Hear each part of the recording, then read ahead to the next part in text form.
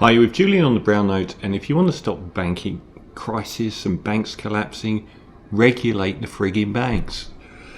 So we're seeing Silicon Valley having a number of banks collapse, and the blowback, of course, extending globally. Credit Suisse being yet again front and centre after so many interesting journeys they've had in recent times. 500,000 accounts that were linked to money laundering and so on.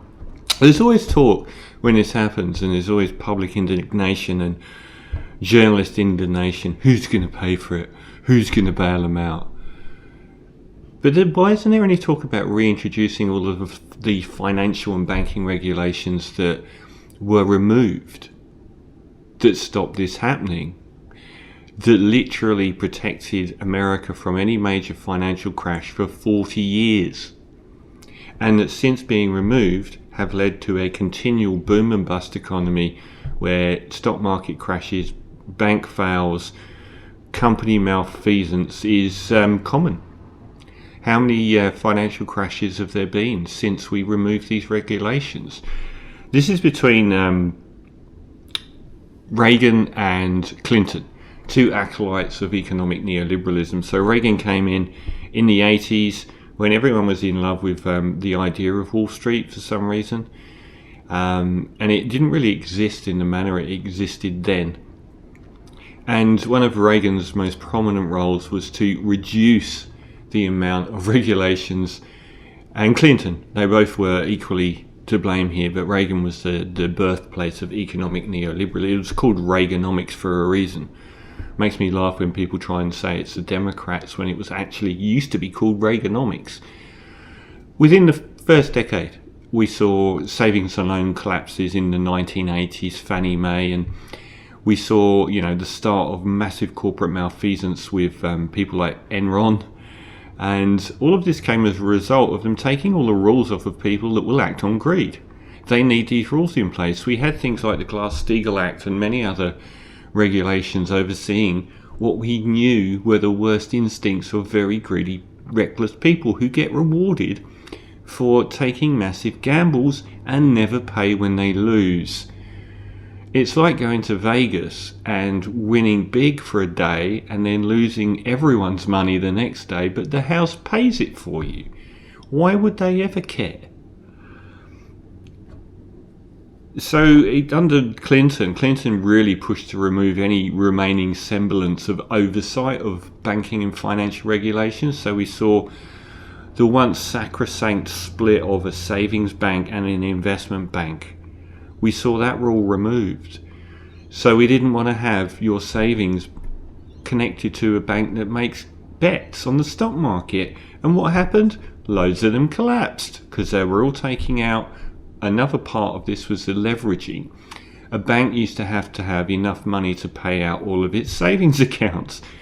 We took that away and let them leverage 35 times what they actually had in the bank they could have as debt on their books. These things were insanity, and they led to the global financial crisis, as we well know. And we paid them back by giving them all of their debts back. We paid them all their money. The taxpayer paid them all their money back. And they used a lot of that money to lobby Congress to further weaken banking regulations. And even though they tried to put some banking regulations in, Donald Trump came along and removed the rest of them. And now they're all looking at Biden saying that he did this. Well, no, the people that removed all of the regulations that monitored and stopped these people acting so recklessly did this. No one ever goes to jail. No one ever pays. How do you expect these people to behave? If this was any other area of criminality, if you could rob houses but not go to jail and not pay anything back, what's the point in not robbing houses? We need to reintroduce all of the regulations that we had only in the 1980s that protected the American economy from this kind of wild crash for 40 years.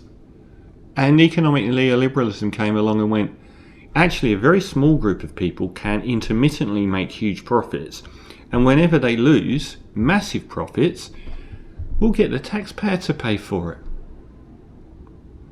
And you can't, and it's now impossible to even talk about introducing banking regulations in the midst of banks failing. You would get shot down in flames in American politics by talking of introducing those banking regulations back.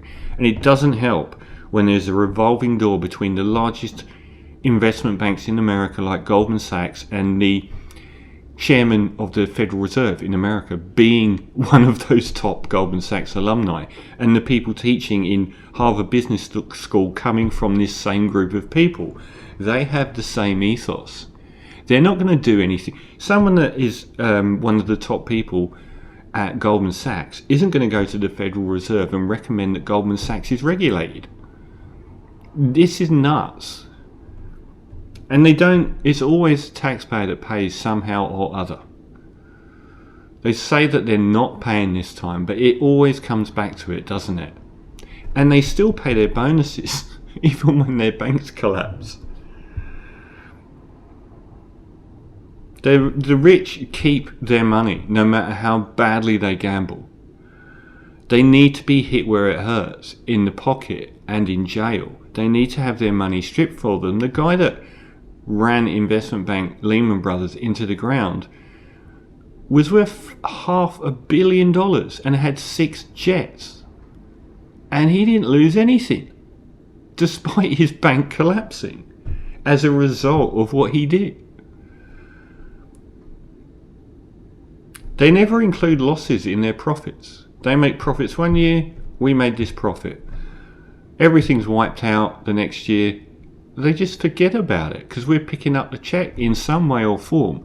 So if you want to have a meaningful discussion about how to stop financial crisis and banking crisis, reintroduce regulations specifically put there to stop these dangerous, greedy bastards from acting in a manner that causes the whole system to burn down.